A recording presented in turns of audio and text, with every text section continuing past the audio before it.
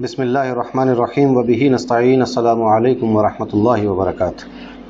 الحمد للہ القادر المقتدر القدیر والصلاة والسلام علی السید البشیر النذیر وعلی آلہ واصحابہ ووارث حالہ الامین المکین محی الدین برحمتک یا ارحم الراحمین وبعد۔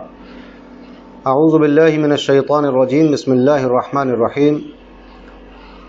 وَلَقَدْ يَسَّرْنَا الْقُرْآنَ لِلذِّكْرِ فَهَلْ مِن مُدَّكِرٍ صدق اللہ العظیم وبلغنا رسولہ النبی الامین الکریم الرؤوف الرحیم ونحن على ذلك لمن الشاہدین والشاکرین والحمد للہ رب العالمین۔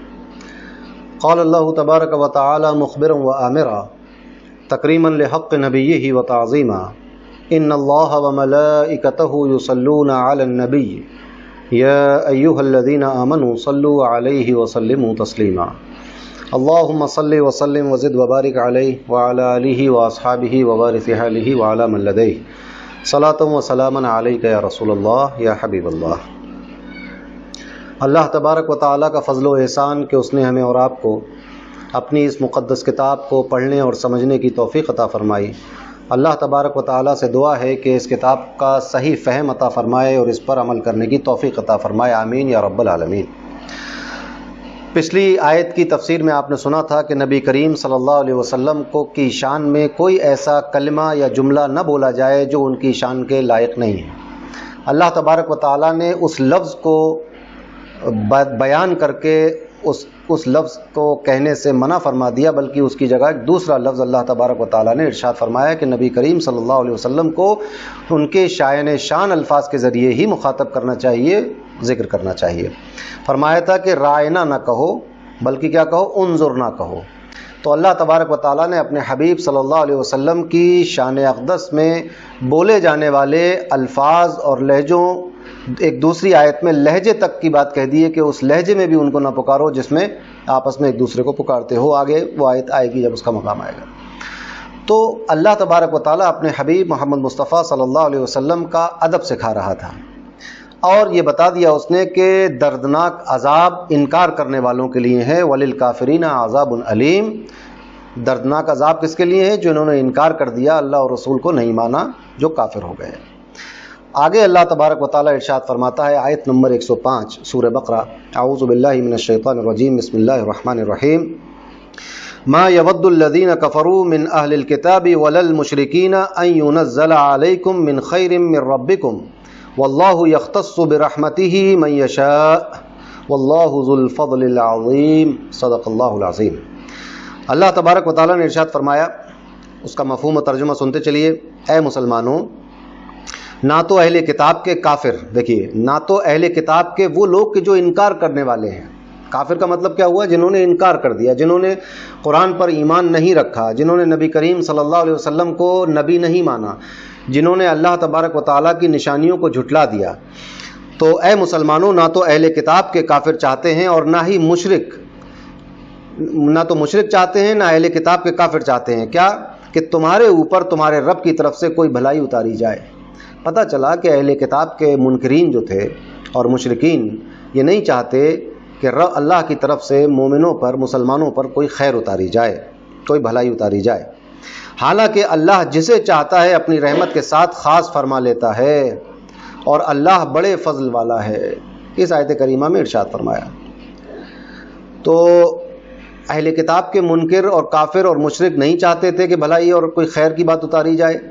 اب یہاں یہ بات سنتے چلیے کہ یہودیوں کی ایک جماعت مسلمانوں کے ساتھ دوستی اور خیر خواہی کا ڈھونگ کرتی تھی، اظہار کرتی تھی، اور تھی نہیں، خیر خواہی ان کے دل میں نہیں تھی، صرف اس کا اظہار کیا جاتا تھا، یعنی مسلمانوں کو دھوکہ دیا جاتا تھا۔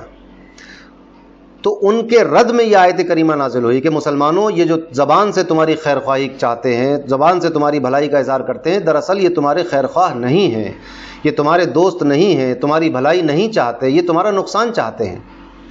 تو لہٰذا تم ان کی باتوں میں نہ آؤ، بلکہ تم اللہ اور اس کے رسول کی باتوں پر دھیان رکھو۔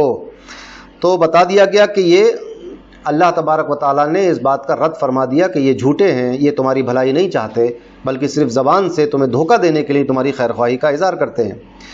تو یہاں سے یہ بات پتہ چل گئی کہ جو اللہ اور اس کے رسول کا منکر ہے وہ اللہ اور اس کے رسول کے ماننے والوں کی بھلائی کیسے چاہ سکتا ہے؟ سیدھی سی بات ہے۔ تو یہ بھلائی جو چاہی جاتی ہے اس میں ان کا اپنا فائدہ ہوتا ہے، کہیں نہ کہیں اپنا فائدہ دیکھتے ہیں کہ اپنی حکومت، اپنا ورچسپ، اپنا تسلط، اپنا قبضہ اور مسلمانوں میں پھوٹ ڈال دینا، ان میں تفریق کر دینا، ان میں فرقے بنا دینا، تاکہ ان کی اپنی حکومتیں، اپنی سلطنتیں چلتی رہیں۔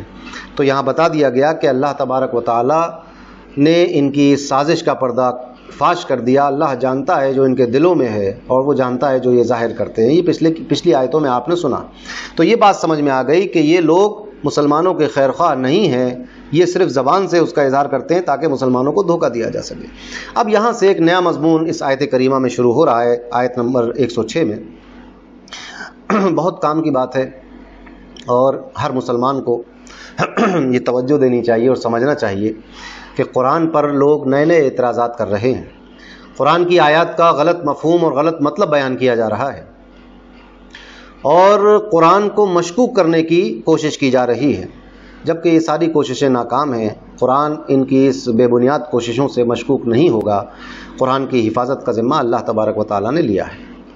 اللہ تبارک و تعالیٰ یہاں فرماتا ہے وَمَا نَنْسَخْ مِنْ آیَةٍ أَوْ نُنْسِهَا نَأْتِ بِخَيْرٍ مِّنْهَا أَوْ مِثْلِهَا أَلَمْ تَعْلَمْ أَنَّ اللَّهَ عَلَى كُلِّ شَيْءٍ قَدِيرٌ۔ اللہ تبارک و تعالیٰ نے بہت واضح الفاظ میں یہاں پر بھی ایک بات ارشاد فرما دی اور ان سب لوگوں کا رد کر دیا جو لوگ یہ کہتے تھے۔ اب آگے اس کی تفسیر میں آئے گا کہ لوگ یہ کہا کرتے تھے کہ قرآن ایسا کیسے کر سکتا ہے، یہ تو پرانی جو اچھی باتیں چلی آ رہی تھیں ان احکامات کو کیسے اس نے ختم کر دیا۔ تو اللہ تبارک و تعالیٰ نے اس کی بھی وضاحت فرما دی۔ فرمایا جب ہم کوئی آیت منسوخ کرتے ہیں، منسوخ کا مطلب کیا ہوتا ہے آگے میں بیان کروں گا، جب ہم کوئی آیت منسوخ کرتے ہیں یا لوگوں کو بھلا دیتے ہیں تو اس سے بہتر یا اس جیسی اور آیت لے آتے ہیں۔ کیا تجھے معلوم نہیں کہ اللہ ہر شے پر قادر ہے؟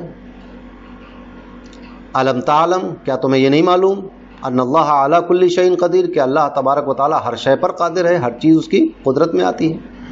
اب یہاں سے اس کی تفسیر اور نسخ اور منسوخ کا معنی ہم دیکھیں گے کیا ہے۔ ما ننسخ، ہم جو منسوخ فرما دیں یا جو ہم نے منسوخ کیا یا جو ہم منسوخ کریں۔ نسخ کا معنی ہے پچھلے حکم کو بعد والے حکم سے تبدیل کر دینا، یعنی خطاب شرعی کے ذریعے پچھلے حکم کو منسوخ اور ختم کر دینا۔ مثلا آپ نے ایک اصول بنایا کہ اگر آپ کسی ادارے یا اسکول کے مالک ہیں، آپ نے ایک اصول بنایا کہ ہمارے اسکول میں یا ہمارے کالج میں جو طالب علم 80% حاضر ہوگا، یعنی اس کی اٹینڈنس 80% ہوگی، وہی امتحان میں بیٹھ سکتا ہے۔ ایک قانون بنایا۔ کچھ دنوں کے بعد آپ نے قانون بنایا کہ اب ہمارے اسکول کا قانون یہ ہے کہ جس کی 75% اٹینڈنس ہوگی وہ امتحان میں بیٹھ سکے گا۔ یا آپ نے یہ قانون اور بنایا کہ جس کی 80% سے کم ہو اور اگر وہ میڈیکل لے کر آئے، میڈیکل سرٹیفکیٹ لائے کہ میں بیمار تھا، تو اس کو بیٹھنے کی اجازت دی جائے گی۔ تو حکم دیکھیے، پچھلا حکم اگلے حکم سے تبدیل کر دیا آپ نے۔ اس کو کہتے ہیں بلا تشبیہ و تمثیل۔ سمجھتے چلیں، یہ سمجھانے کے لیے میں عرض کر رہا ہوں، یہ قرآن اس طرح سے ایک حکم کو دوسرے حکم کے ذریعے منسوخ کر دیتا ہے۔ اب یہاں یہ بات غور کرنے کی ہے کہ منسوخ کیا چیزیں ہوتی ہیں۔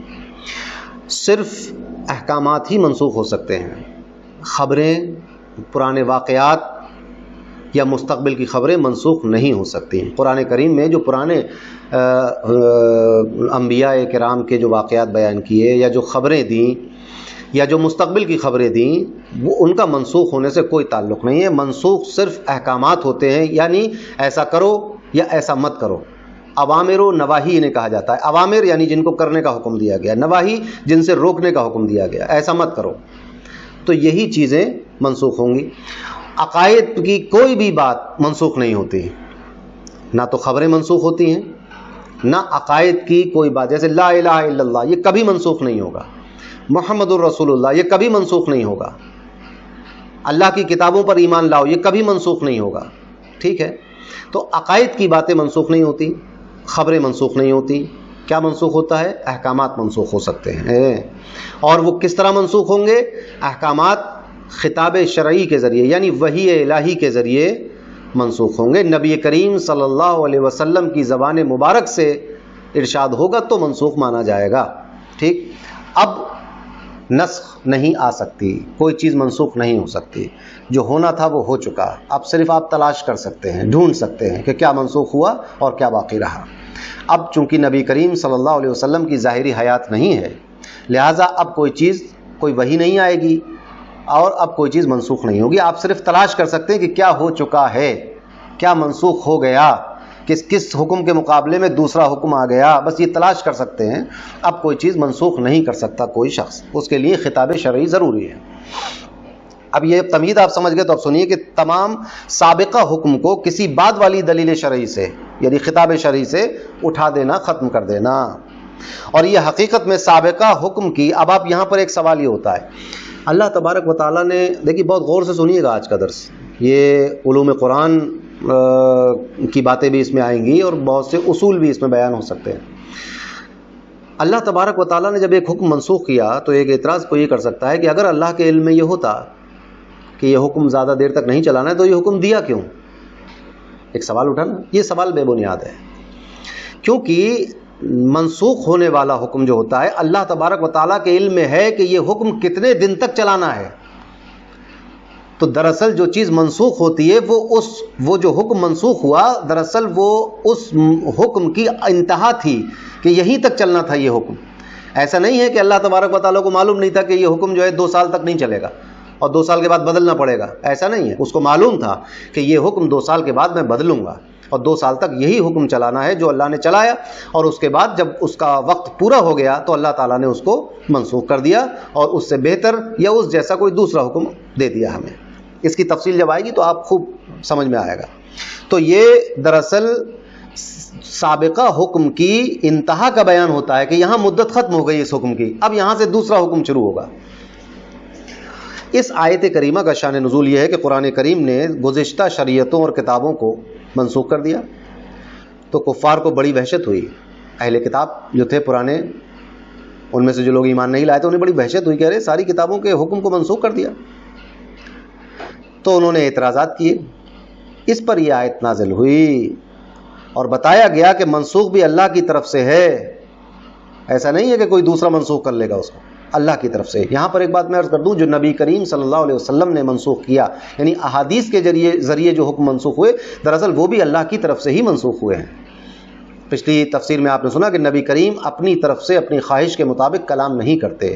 قرآن کی صریح نص موجود ہے, وما ينطق عن الهوى ان هو الا وحی یوحى, یہ اپنی مرضی سے کلام نہیں کرتے بلکہ جو بولتے ہیں وہ وحی الہی ہوا کرتی ہے. تو وحی 2 طرح کی ہے, ایک قرآن یعنی جس کو متلو کہتے ہیں وحی متلو, ایک وحی غیر متلو یعنی احادیث کریمہ جو نبی کریم صلی اللہ علیہ وسلم نے ارشاد فرمائے. تو اب یہاں یہ بات آ گئی کہ اللہ کی طرف سے ہی منسوخ ہوا ہے اور ناسخ بھی اللہ تبارک و تعالیٰ ہی ہے. اللہ نے ہی ناسخ ہے, اللہ نے اپنے حکم کو خود ہی منسوخ کیا ہے, کوئی دوسرا اس میں دخل نہیں دے رہا ہے. اور دونوں میں بہت حکمت ہے. اور ناسخ کبھی منسوخ سے زیادہ آسان اور زیادہ نفع بخش ہوتا ہے, کبھی اس کے برابر کا ہوتا ہے. جیسے آیت میں آیا کہ ہم اس سے اور بہتر یا اس جیسا حکم دے دیتے ہیں. اب یہ بات یاد رکھیے گا کہ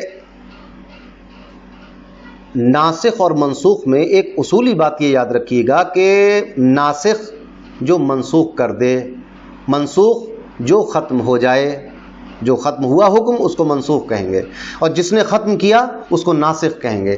تو یہ ترتیب ضروری ہے کہ ناسخ اور منسوخ میں ناسخ بعد میں ہو, منسوخ پہلے ہو. ایسا نہیں ہو سکتا کہ ایک آیت جو بعد میں نازل ہوئی یعنی ہجرت کے بعد نازل ہوئی وہ ہجرت سے پہلے والی آیت سے منسوخ نہیں ہو سکتی.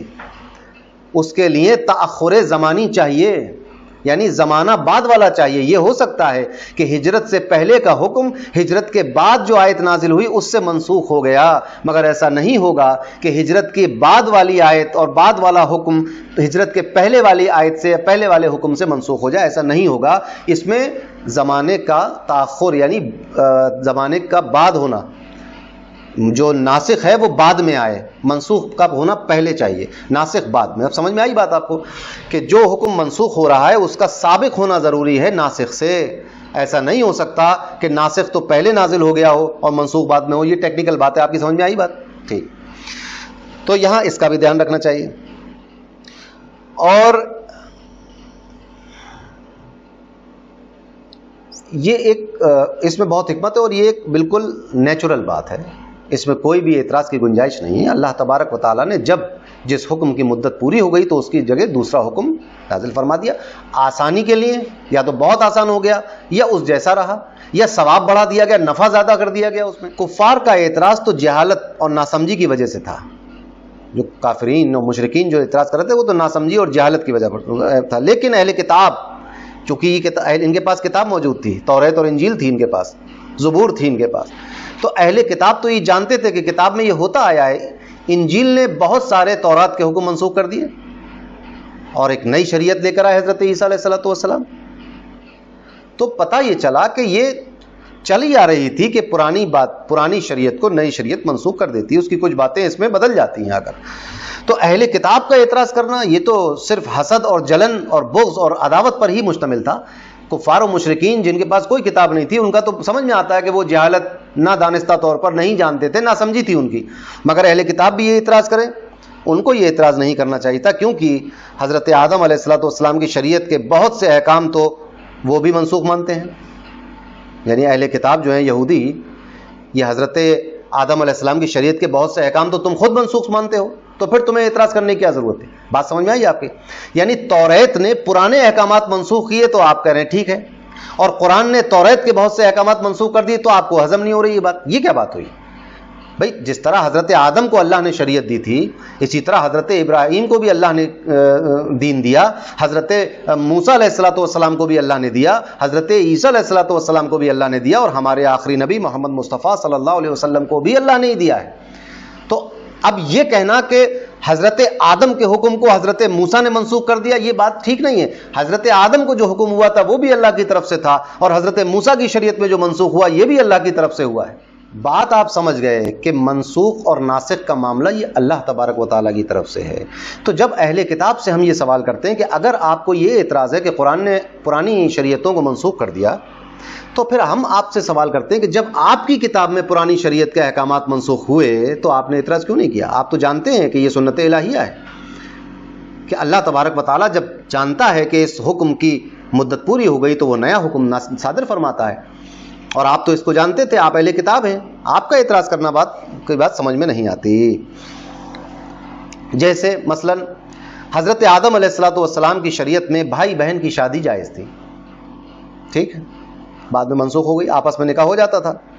ایسے ہی یہودیوں سے پہلے ہفتے کے دن دنیاوی کام حرام نہیں تھے, اور یہودیوں کی کتاب میں سنیچر کے دن, سیٹرڈے کو, ہفتے کے دن دنیاوی کام ناجائز اور حرام کر دیے گئے. پچھلی آپ نے آیت میں سنا تھا, پچھلی اس میں تفسیر میں آپ نے, کہ ان سے کہا گیا تھا ہفتے کے دن نافرمانی نہ کرو, اس دن خالص عبادت کے لیے تمہارا یہ دن ہے, ہفتے کا دن. تو ان سے پہلے جو شریعتیں تھیں, جو احکامات تھے, اس میں ہفتے کا دن مخصوص نہیں تھا, ان کے لیے مخصوص کیا گیا ان کی شریعت میں. تو اب تبدیلی ہوئی کہ نہیں ہوئی؟ تو پرانے احکامات منسوخ ہو گئے. ہفتے کا دن حرام نہیں تھا, یہودیوں پر حرام ہو گیا یہاں پر ہفتے کے دن دنیاوی کام کرنا. ایسے ہی توریت میں ہے کہ حضرت نوح علیہ الصلوۃ والسلام کی امت کے لیے تمام جانور حلال تھے. توریت میں کیا ہے؟ حضرت نوح کی امت میں تمام جانور حلال تھے, جبکہ حضرت موسیٰ علیہ الصلوۃ والسلام پر بہت سے جانور حرام کر دیے گئے. ان تمام چیزوں کے ہوتے ہوئے نسخ کا انکار کس طرح کر سکتا ہے کوئی اہل کتاب؟ ان کی اپنی کتاب میں سابقہ احکامات کے منسوخی ہوئی کہ نہیں ہوئی؟ منسوخ ہوئے. تو آپ تو جانتے ہیں یہ بات کہ منسوخ ہوتا ہے, نسخ کا انکار کیسے کر سکتے ہیں آپ؟ اب یہاں پر نسخ کے, یعنی نسخ کہتے ہیں اس پورے پروسیس کو, اور منسوخ کہتے ہیں جو ختم ہو گیا, ناسخ جو ختم کرے, اور اس پورے کام کو نسخ کہتے ہیں. نسخ کرنا. ایک, جس طرح کوئی آیت دوسری آیت سے منسوخ ہوتی ہے, اسی طرح حدیث متواتر یعنی حدیث شریف سے بھی آیت منسوخ ہو سکتی ہے, یعنی آیت کا حکم منسوخ ہو سکتا ہے. جب حدیث سے آیت کا حکم منسوخ ہوتا ہے تو یہاں پر کیا مطلب ہوتا ہے کہ اس عام حکم کو خاص کر دیا گیا. مثلا صحیح روایت ہے کہ حضرت نبی کریم صلی اللہ علیہ وسلم نے حضرت علی مولا علی مشکل کشا کرم اللہ وجہ الکریم سے فرمایا کہ فاطمہ کی زندگی میں دوسرا نکاح نہیں کرنا. تو اب دوسرا نکاح کرنا حضرت علی پر جائز نہیں رہا حضرت فاطمہ کی زندگی میں، جبکہ قرآن کیا کہتا ہے؟ قرآن یہ فرماتا ہے فَانْكِحُوا مَا طَابَ لَكُم مِّنَ النِّسَاءِ مَثْنَىٰ وَثُلَاثَ وَرُبَاعَ. یعنی ہر مسلمان کو اللہ نے یہ اجازت دی کہ اگر وہ عدل اور انصاف کر سکتا ہے بیویوں کے درمیان تو 2 نکاح کر سکتا ہے. اگر وہ عدل و انصاف برقرار رکھ سکتا ہے تو 3 کر لے، عدل و انصاف برقرار رکھ سکتا ہے تو 4 کر لے. مگر حضرت علی کو اس عموم میں سے خاص کر لیا گیا. اب وہ نہیں کر سکتے حضرت فاطمہ کی زندگی میں. باقی ہر مسلمان کسی اپنی ایک بیوی کی زندگی میں دوسری بیوی سے شادی کر سکتا ہے، دوسری عورت سے، اگر عدل و انصاف کی استطاعت ہے تو. ٹھیک ہے. اب یہ جو حکم ہے عدل و انصاف کا یہ بھی قرآن نے بیان کیا ہے. آگے جب اس کا مقام آئے گا تو میں بیان کروں گا کہ بیویوں کے درمیان عدل و انصاف کسے کہتے ہیں، کیسے پورا کیا جائے گا. تو یہاں یہ بات سمجھ میں آئی کہ حدیث سے بھی حکم منسوخ ہوتا ہے. اس کا مطلب کیا ہوتا ہے؟ عام کو خاص کر دیا گیا، اس کی عمومیت باقی نہیں رہی، ایک کو خاص کر لیا گیا. تو اس طرح سے 4 قسمیں بنی. اس طرح سے حدیث اور قرآن میں جب ہم ضرب دیں گے تو 4 تقسیم بنیں گی. جیسے قرآن کی آیت سے منسوخ ہو جائے، 1. قرآن کی آیت حدیث شریف سے منسوخ ہو جائے، 2. حدیث شریف قرآن کی آیت سے منسوخ ہو جائے، 3. حدیث شریف سے منسوخ ہو جائے، 4. سمجھ میں آئی بات؟ تو یہ 4 طرح سے ہو سکتا ہے. مگر اس کے لیے اصول وہی ہے، سب سے بنیادی اصول، کہ جو منسوخ ہو وہ پہلے ہو زمانے کے اعتبار سے، اور ناسخ بعد میں آئے. یعنی ایسا نہیں ہو سکتا کہ بعد والا پہلے والے سے منسوخ ہو جائے، نہ، پہلے والا بعد والے سے منسوخ ہوگا. یہ تو بالکل عقلی بات ہے. یہاں پر کچھ لوگ یہ کہتے ہیں کہ یہ کہنا کہ حدیث شریف سے قرآن کی آیت منسوخ ہو جائے یہ مناسب نہیں ہے. بعض لوگ کہتے ہیں کہ قرآن سے حدیث منسوخ ہو جائے یہ مناسب نہیں ہے.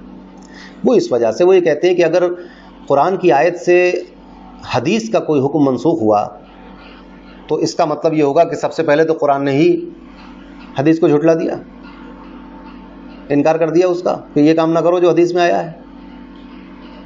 سمجھ رہے ہیں اعتراض آپ؟ مگر یہ اعتراض بے بنیاد ہے. پھر تو میں یہ سوال کروں گا کہ اچھا اگر حدیث کا کوئی حکم قرآن سے منسوخ ہونے پر یہ اعتراض لازم آتا ہے تو پھر قرآن کا کوئی حکم قرآن ہی سے منسوخ ہونے پر بھی یہی اعتراض لازم آتا ہے کہ قرآن نے اپنی ہی آیت کی تکذیب کر دی پہلے. تو یہ تکذیب نہیں ہے، یہ کوئی نہیں. یہ حکم کی منسوخ جو حکم ہوا ہے اس کی مدت انتہا پر ہو گئی ہے، پہنچ گئی ہے، ختم ہو گئی مدت، اب نیا حکم آ گیا. یہ مطلب ہے منسوخ کا. سمجھ رہے ہیں آپ؟ منسوخ 3 طرح سے ہو سکتی ہے. قرآن کی آیتوں میں 2 چیزیں ہیں، ایک تو ہے قرآن کی آیت کی تلاوت، ایک ہے اس کا حکم. تو کبھی ایسا ہوتا ہے کہ آیت اور تلاوت، آیت کو پڑھنا، وہ آیت خود اور اس کا حکم دونوں منسوخ ہو گئے. کبھی یہ ہوتا ہے کہ حکم منسوخ ہو گیا، آیت باقی رہی، آیت کی تلاوت ہوگی، نماز میں پڑھی جائے گی وہ آیت، مگر اس کے حکم منسوخ ہو چکے ہیں. کبھی یہ ہوتا ہے کہ حکم باقی رہا، آیت منسوخ ہو گئی. یعنی آیت اب نماز میں نہیں پڑھی جائے گی، قرآن میں لکھی ہوئی نہیں ملے گی آپ کو وہ آیت، مصحف میں نہیں ہوگی، مگر اس کا جو حکم تھا وہ حکم باقی رہا. سمجھے بات؟ 3 طرح سے ہو سکتا ہے. تو اب آگے اس کی تفصیل ہے. کبھی صرف تلاوت منسوخ ہوتی ہے، کبھی صرف حکم منسوخ ہوتا ہے، اور کبھی تلاوت اور حکم دونوں منسوخ ہو جاتے ہیں.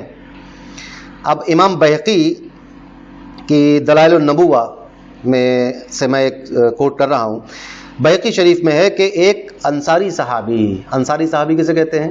جو مدینے کے رہنے والے صحابہ جن کو انصار مدینہ کہا جاتا ہے، وہ رات کو تہجد کے لیے اٹھے اور سورہ فاتحہ کے بعد جو سورت ہمیشہ پڑھتے تھے اس کو پڑھنا چاہا، لیکن وہ بالکل یاد نہیں آئی، سوائے بسم اللہ کے کچھ نہ پڑھ سکے. صبح کو دوسرے اصحاب سے اس کا ذکر کیا تو ان حضرات نے بھی کہا کہ ہمارا بھی یہی حال ہے، وہ سورت ہمیں بھی یاد تھی اور اب ہمارے حافظے میں بھی نہیں ہے. سب نے بارگاہ رسالت میں نبی کریم صلی اللہ علیہ وسلم کی بارگاہ میں یہ عریضہ پیش کیا کہ حضور ایسا ایسا رات کو ہوا. تو نبی کریم صلی اللہ علیہ وسلم نے فرمایا کہ آج رات وہ سورت اٹھا لی گئی. اس کے حکم اور تلاوت دونوں منسوخ ہوئے، جن کاغذوں پر وہ لکھی گئی تھی ان پر نقش تک باقی نہیں رہا. یہ دلائل النبوہ میں یہ بات لکھی ہوئی بھی ہے.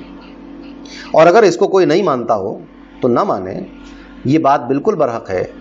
یہ دلائل، علمی دلائل پر یہ بات ثابت ہو چکی ہے کہ قرآن کی آیتیں اور احکامات منسوخ ہوئے. ابھی یہ تو دلائل النبوہ کی بات ہے کہ جب میں قرآن سے ہی اس کی مثال دوں گا تو آپ کو بات زیادہ سمجھ میں آئے گی. آگے فرمایا نأتی بخیر، ہم بہتر لے آئیں گے. کبھی اور اس میں کہا کہ یا اس جیسا لے کر آئیں گے حکم. اسی آیت میں دو چیزیں کہیں گی. فرمایا کہ ہم کسی آیت کو منسوخ فرما دیں یا بھلا دیں. تم لوگوں کو بھلا دیں یعنی اللہ نہیں بھول جائے گا، بندوں کے دلوں سے بھول جائے گی وہ آیت، یعنی اب اس پر عمل نہیں ہوگا. تو اس کی جگہ زیادہ آسان اور زیادہ ثواب والا یا کم از کم پہلے والے حکم کے برابر حکم لے کر آئیں گے. پہلے سے زیادہ سہولت والے کی مثال، جیسے پہلے حکم یہ تھا کہ جب مسلمانوں پر کفار و مشرکین چڑھائی کر دیں، جنگ کرنا شروع کر دیں مسلمانوں سے، تو مسلمانوں کو حکم یہ تھا کہ ایک مسلمان 10 کے مقابلے میں لڑے گا. پہلے حکم یہ تھا ایک مسلمان 10 کے مقابلے میں، 10 دشمنوں سے ایک مسلمان لڑے گا. آگے جا کر اس حکم کو تخفیف کر دی گئی، ہلکا کر دیا گیا، اور ایک مسلمان کو 2 دشمنوں سے لڑنے کی اجازت دی گئی. اب یہاں سے یہ بات سمجھ میں آ گئی آپ کو کہ مسلمان جو ہے وہ دہشت گرد نہیں ہے. سمجھ رہے ہیں آپ؟ ایک مسلمان کے مقابلے میں 10 لوگ. سمجھ رہے ہیں آپ؟ اگر آگے بڑھ چڑھ کر جنگ اور جدال اور قبضہ اور زمین ہتھیانے کی بات ہوتی تو کہا جاتا کہ ہر مسلمان جنگ کرے ان سے. یہ اس وقت ہے جب اپنا سیلف ڈیفینس آپ کو کرنا ہے. جب آپ کے اوپر جنگ مسلط کر دی گئی، آپ کے شہروں میں، آپ کے ملکوں میں کوئی گھس آیا ہو، تو پھر اب آپ پر جہاد فرض ہو جاتا ہے. اب آپ اپنے ڈیفینس میں، اپنے آپ کو بچانے کے لیے، اپنے عقیدے کو، اپنے دین کو بچانے کے لیے جو آپ اللہ کی راہ میں جو لڑائی لڑتے ہیں، جو آپ پر تھوپی گئی ہے، اس میں تو پہلے ایک مسلمان کو 10 سے مقابل ہونا تھا، اب ایک مسلمان کو 2 کے مقابل ہونا ہے. تخفیف ہوئی نہیں ہوئی؟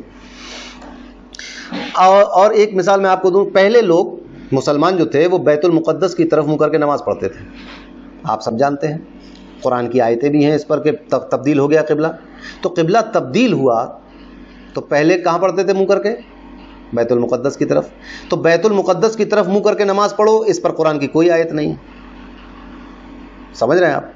کس نے منسوخ کیا؟ کس چیز، کون سا حکم چل رہا تھا؟ یہ نبی کریم چونکہ بیت المقدس کی طرف منہ کر کے نماز پڑھتے تھے تو پتہ چلا کہ یہ نبی کے عمل سے، یعنی حدیث کسے کہتے ہیں؟ نبی کریم صلی اللہ علیہ وسلم کے احکامات، یعنی ان کے الفاظ، ان کی بات جو منہ سے بولی، یا ان کا عمل. یہ بھی حدیث ہے، ان کا عمل بھی، اس کو بھی حدیث اور سنت کہا جاتا ہے. تو یہ احکامات جو تھے، یعنی یہ حکم کہ بیت المقدس کی طرف منہ کر کے نماز پڑھی جائے گی، یہ سنت سے ثابت تھا. صحیح نا؟ کتاب سے ثابت نہیں تھا، یہ سنت سے ثابت تھا. مگر اس سنت کے حکم کو کتاب نے منسوخ کر دیا کہ نہیں کر دیا؟ اب آگئی بات سمجھ میں؟ تو یہاں قرآن نے اس حکم کو منسوخ کر دیا اور اس کے مقابلے پہ دوسرا حکم آ گیا. اللہ نے ارشاد فرما دیا بہت واضح لفظوں میں، فَوَلِّ وَجْهَكَ شَطْرَ الْمَسْجِدِ الْحَرَامِ. اور یہ بہت شاندار اس کی تفسیر ہے اور اس کے معنی ہے جو یہ آیت کریمہ پوری ہے، آگے چل کر آئے گی کہ کیوں قبلہ تبدیل کیا گیا. نبی کریم صلی اللہ علیہ وسلم کی خواہش کے مطابق اللہ تبارک و تعالیٰ نے ان کی دل میں جو خواہش تھی، قد نرا تقلب وجهك فی السماء، یہ کہہ کر اس بات کا آغاز کیا ہے. تو جب یہ مقام آئے گا تو انشاءاللہ اس پر بات ہوگی. تو دیکھیے آپ، قرآن نے سنت کے حکم کو منسوخ کر دیا اور ایک حکم دوسرا آ گیا اس کے لیے. تو اس طرح سے ناسخ اور منسوخ کا معاملہ ہے. احکامات ہی میں یہ صرف ناسخ و منسوخ ہو سکتا ہے. عقائد کے باب میں، خبروں میں، واقعات میں جو پرانے اور مستقبل کے جو اللہ تبارک و تعالیٰ نے جو باتیں بتائیں اس میں منسوخ نہیں ہوتا ہے. تو اب یہاں آپ نے دیکھا کہ ایک حکم میں 10 کے مقابلے میں 2 ہو گئے. تو یہاں تخفیف ہوئی، آسان ہو گیا کہ نہیں ہو گیا؟ زیادہ ثواب کی مثال، جیسے پہلے ایک قول یہ ہے کہ ایک قول کے مطابق پہلے یہ تھا کہ روزہ رکھنے کی طاقت رکھنے والے کو بھی فدیہ دینے کی اجازت تھی، کہ اگر روزہ قضا ہو گیا ہے اور آپ روزہ رکھنے کی طاقت بھی رکھتے ہیں تب بھی آپ فدیہ دیتے ہیں. مگر اب یہ حکم ختم ہو گیا. اب اگر روزے کی رکھنے کی طاقت رکھتے ہیں تو رمضان کا جو روزہ قضا ہو گیا اس کو روزہ ہی رکھیں تو اس میں زیادہ ثواب ہے. فدیہ دینے کے مقابلے میں روزہ رکھ لینا یہ زیادہ ثواب کا کام ہے. تو اب حکم بدلا تو اس میں زیادہ ثواب آ گیا. یہ فدیہ دینے سے زیادہ ثواب والا حکم ہو گیا. سہولت میں برابر کے حکم کی مثال آپ سن چکے. ابھی قبلہ تبدیل ہوا، وہ چاہے بیت المقدس کی طرف حکم ہوتا پڑھو یا کعبے کی طرف دونوں برابر ہیں. پہلے بیت المقدس کی طرف منہ کر کے پڑھ رہے تھے، اب کعبے کی طرف منہ کر کے پڑھ رہے ہیں، تو دونوں میں برابری. کوئی اس میں یہ کوئی سہولت تو ہے نہیں اس میں کوئی بہت زیادہ. بھائی ادھر منہ کرنا تھا اب ادھر منہ کرنا ہے، تو یہ برابری والا ہو گیا. کہیں ایک حکم آپ نے سہولت والا دیکھ لیا، ایک حکم آپ نے مثال دیکھ لی جس میں زیادہ ثواب ہے اور زیادہ آسانی کر دی گئی، 10 کے مقابلے 2 پر آ گئی بات. تو یہ احکامات قرآن کے، اس کو کہتے ہیں منسوخ ہو جانا. تو اللہ تبارک و تعالیٰ نے جہاں بھی کوئی حکم منسوخ کیا، اس کا مطلب یہ ہے کہ جو پرانا حکم تھا اس کی مدت وہاں پوری ہو گئی. اس کا مطلب یہ نہیں کہ معاذ اللہ تبارک و تعالیٰ کے علم میں ہی نہیں تھا کہ یہ آگے چل کے چل نہیں پائے گا یہ کام، ایسا نہیں. کبھی کبھی کیا ہوتا ہے کہ تربیت کے لیے احکامات کو بتدریج رکھا جاتا ہے. مثلا پہلے حکم یہ آیا کہ لا تقربوا الصلاة وانتم سکارى، اے مسلمانوں نماز کے قریب نہ جاؤ جب تم نشے کی حالت میں ہو. ٹھیک ہے، یہاں تک کہ تم سمجھ نہ لو کہ تم کیا کہہ رہے ہو. یعنی جب نشہ اتر جائے تو پھر نماز کی طرف آپ جا سکتے ہیں. یعنی حالت سکر میں، نشے کی حالت میں نماز پڑھنا حرام تھا پہلے. صحیح ہے. تو اس کا مطلب یہ ہوا کہ عشاء کی نماز پڑھ کے اگر کوئی پی رہا ہے تو پی لے، فجر تک نشہ اتر جائے گا، منہ ہاتھ دھو کے غسل کر کے کلی الی کر کے پاک ہو کر پھر فجر کی نماز پڑھ سکتے ہو. پینا حرام نہیں تھا مطلقاً. کیا حرام تھا؟ پی کر نشے کی حالت میں نماز کو چلے جانا، یہ حرام تھا. صحیح ہے. کچھ دنوں تک یہ حکم رہا. اس کے بعد جب اس حکم کی مدت پوری ہوئی، مسلمانوں کی تربیت ہو گئی، شراب سے نفرت دلا دی گئی، تربیت ہو گئی، تو پھر فائنل حکم آ گیا کہ اب شراب حرام ہو گئی. اب شراب پی نہیں سکتے، بیچ نہیں سکتے، بنا نہیں سکتے، کاروبار نہیں کر سکتے، سب باتیں ہو گئی. تو اب فائنل حکم آیا اس کے بعد.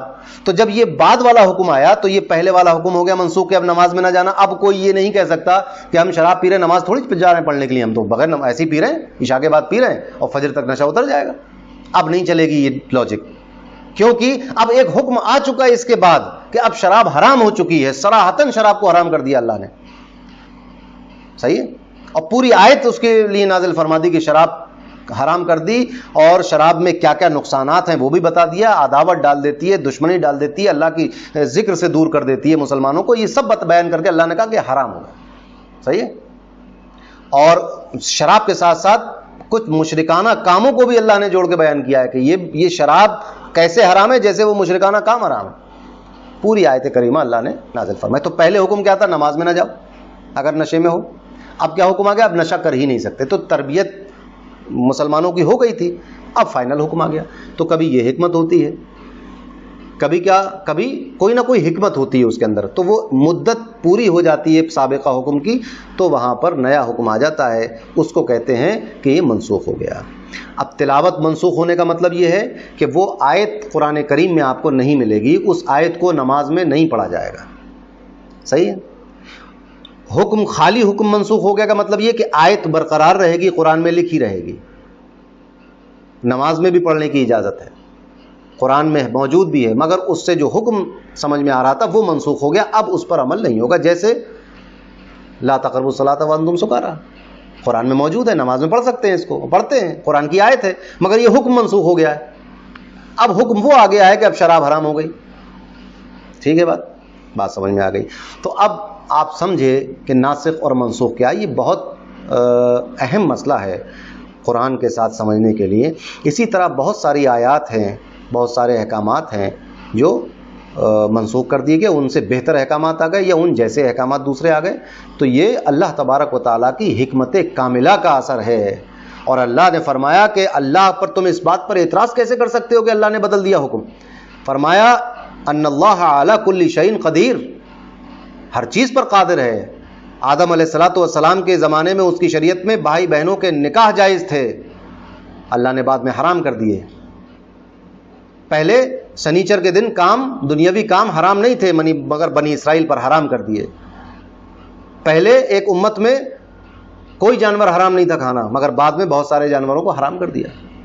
تو اللہ تبارک و تعالیٰ ہر چیز پر قادر ہے. یہ بات اس کی شان میں گستاخی اور توہین کی والی بات ہے کہ وہ کچھ نہیں کر سکتا، وہ ایسے کیسے بدل سکتا ہے. ارے اس نے احکامات دیے تھے، اس نے جب دیکھا، جب چاہا، جب اس نے چاہا بدل دیا. اس کی مشیت اور اس کے چاہنے اور اس کے ارادے پر موقوف ہے. یہ کہنا بھی غلط ہوگا کہ اس کو اس بات کا علم نہیں تھا کہ آگے جا کے بدلنا پڑ جائے گا. یہ چلے گا نہیں قانون. یہ ساری باتیں، یہ الفاظ، یہ جملے، یہ لہجے، یہ توہین اور گستاخی ہیں. اللہ تبارک و تعالیٰ کی بارگاہ میں اس طرح کے جملے اور کلمات ادا نہیں کرنے چاہیے. یہ کہنا چاہیے کہ اللہ تبارک و تعالیٰ نے جب ایک حکم منسوخ کیا تو اس حکم کی مدت وہاں ختم ہو گئی. اللہ کو خوب معلوم ہے کہ یہ حکم کب تک چلے گا، کب تک چلانا ہے اور کب دوسرا حکم دینا ہے. اللہ کو خوب معلوم ہے اور اس میں بڑی حکمت ہوا کرتی ہے. تو اللہ تبارک و تعالیٰ کے احکامات کو جو ہے وہ ہلکے میں نہیں لینا چاہیے. قرآن کا اس طرح کی بچکانی باتوں سے کہ قرآن میں کوئی نسخ نہیں ہے اور نسخ ہو گیا تو قرآن میں عیب ہو جائے گا اور قرآن اپنے احادیث کی تکذیب کیسے کر سکتا ہے اور حدیث سے قرآن کی تکذیب کیسے ہوتی ہے، تو بچکانہ باتیں ہیں. یہ اللہ تبارک و تعالیٰ کا کلام ہے، کسی انسان کا کلام نہیں ہے جس میں آپ اس طرح کے اعتراضات ڈال کر مسلمانوں کو گمراہ کرنے کی کوشش میں کامیاب ہو جائیں گے. ایسا نہیں ہوگا. قرآن پر اٹھنے والے ہر سوال کا جواب اللہ تبارک و تعالیٰ نے اپنے حبیب صلی اللہ علیہ وسلم کے ذریعے مسلمانوں کو بتا دیا ہے، بیان کر دیا ہے. اس کی حفاظت کی ذمہ داری اللہ نے لے لی ہے. بہت سارے لوگ یہ کر رہے ہیں کہ قرآن کی آیات کو توڑ مڑوڑ کر بیان کرتے ہیں، خاص طور سے آیات قتال اور آیات جہاد کو الٹا سیدھا مفہوم دے کر بیان کر رہے ہیں تاکہ اسلام بدنام ہو سکے. اسلام بدنام نہیں ہوتا. اسلام کو جاننے والے، جو تحقیق کرنے والے ہیں، جو عقل رکھنے والے ہیں، جو انصاف رکھنے والے ہیں، وہ جانتے ہیں کہ اسلام اس طرح کی بے بنیاد باتوں سے متزلزل نہیں ہوگا انشاءاللہ تبارک و تعالی. اللہ تبارک و تعالی سے دعا ہے جب تک ہم زندہ رہیں اسلام کا دفاع کرتے رہیں، نبی کریم صلی اللہ علیہ وسلم کی پیروی کرتے رہیں، اللہ سے محبت کرتے رہیں، اس کی کتاب کی تلاوت کرتے رہیں، اس کو مضبوطی سے تھامے رہیں، اس پر عمل کرتے رہیں، اور جب ہمارا آخری وقت ہو تو ہماری زبان پر ہو لا الہ الا اللہ محمد رسول اللہ صلی اللہ علیہ وسلم. یہ رمضان شریف کا آخری روزہ ہم لوگوں نے الحمدللہ مکمل کر لیا، اور کل صبح جو ہے وہ عید کا دن ہے. میں آپ سب لوگوں کو خانقاہ عالیہ قادریہ کی جانب سے اور حضور تاجدار اہل سنت صاحب سجادہ آستانہ عالیہ قادریہ بدایوں شریف کی جانب سے تمام عالم اسلام کو عید کی مبارکباد پیش کرتا ہوں، اور دعا کرتا ہوں کہ اللہ تبارک و تعالیٰ اس مہلک بیماری کو جو کووڈ کے 19 کے نام سے ہم میں پھیل گئی ہے، کرونا وائرس جو پھیل گیا، اللہ تبارک و تعالیٰ اس کو اپنے پیارے حبیب صلی اللہ علیہ وسلم کے صدقہ و طفیل اس کو ہم سے اٹھا لے. رمضان کی برکتوں کے طفیل اللہ تبارک و تعالیٰ ہم سے اس بیماری کو ختم فرما دے. ہمارے روزوں کو قبول فرما لے، ہماری عبادتوں کو قبول فرما لے، ہماری نمازوں کو قبول فرما. جو صدقات عطیات یا جو خیرات یا جو صدقہ فطر اور زکوٰۃ ادا کیے مولا اس کو قبول فرما لے. ہمیں صحت عطا فرما، سلامتی عطا فرما، ایمان میں مضبوطی عطا فرما. ہماری محبتوں کو یا رب قبول فرما لے اور اس میں مزید اضافہ فرما دے. اللہ اور اس کے رسول سے جو ہم محبت کرتے ہیں مولا، تجھ سے اور تیرے حبیب سے جو محبت کرتے ہیں اس کو قائم رکھ، ہمیں سیدھے راستے پر چلا.